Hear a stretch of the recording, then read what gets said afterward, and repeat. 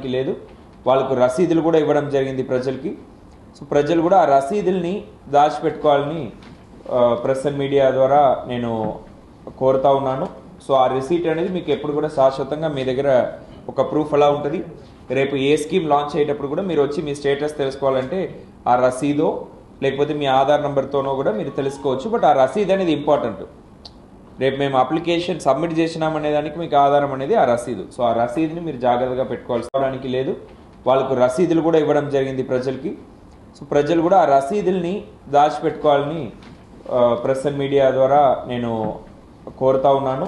So ఆ receipt అనేది మీకు ఎప్పుడు కూడా శాశ్వతంగా మీ దగ్గర ఒక ప్రూఫ్ అలా ఉంటుంది. రేపు ఏ స్కీమ్ లాంచ్ అయ్యేటప్పుడు కూడా మీరు వచ్చి మీ స్టేటస్ తెలుసుకోవాలంటే ఆ రసీదో లేకపోతే మీ ఆధార్ నెంబర్తోనో కూడా మీరు తెలుసుకోవచ్చు. బట్ ఆ రసీద్ అనేది ఇంపార్టెంట్. రేపు మేము అప్లికేషన్ సబ్మిట్ చేసినామనే దానికి మీకు ఆధారం అనేది ఆ రసీదు. సో ఆ రసీదుని మీరు జాగ్రత్తగా పెట్టుకోవాల్సి